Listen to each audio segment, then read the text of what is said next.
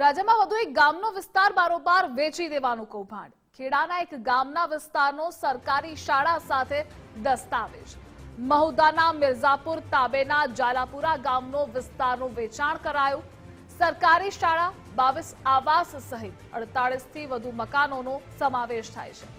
ખેતીલાયક જમીન બતાવી બારોબાર જમીન વેચાણનું આ કૌભાંડ કર્યું હતું। જૂના માલિકના વારસદારોએ પેઢીનામું કરી વેચાણ કર્યાનો આક્ષેપ છે। મહુદા કોર્ટમાં અગાઉ 2023માં પેન્ડિંગ દાવો પણ કર્યો છે। 50 વર્ષ પહેલા ₹5ના સ્ટેમ્પ પર આ જમીન વેચાણે રાખી હતી। કરોડો રૂપિયાના આજની કિંમતની જમીનને લઈ વિવાદ વધ્યો છે।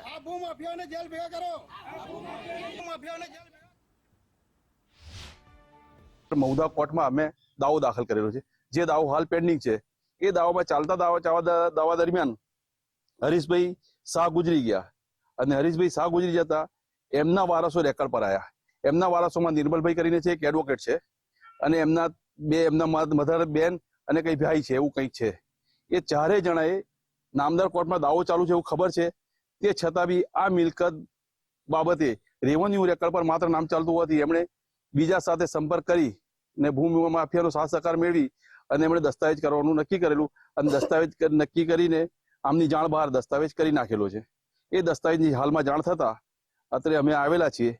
ખરેખર આ મિલકત ખેતીની નથી, આમાં રહેઠાણના મકાનો જ આવેલા છે અને આખું ગામ વસેલું છે। એવી 1975 થી વસેલું છે, એટલે 50 વર્ષ ઉપરાંતથી તો છે જ ઓલરેડી।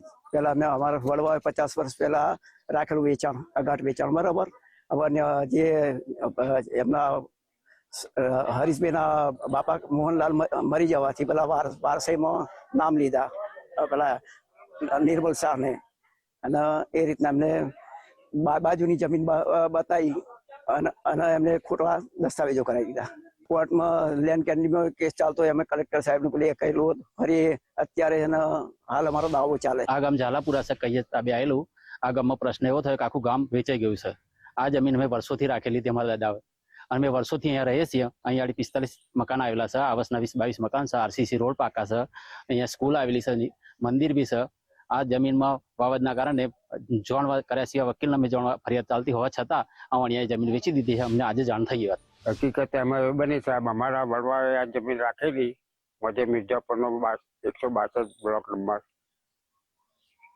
એમાં અમારા નામ ચાલે છે। 2023 એ લોકોએ કોમ્પ્યુટરાઇઝ થયું ત્યારથી અમારો ખરડો થતો બંધ થઈ ગયો। પણ બીજા એના ફાધર ગુજરી ગયા પછી એના છોકરાનું નામ થયું, એના છોકરા ગુજરી ગયા પછી એના છોકરાના નામ થયું। એ છોકરાએ બી થર્ડ પાર્ટી દસ્તાવેજ કરી આપ્યો।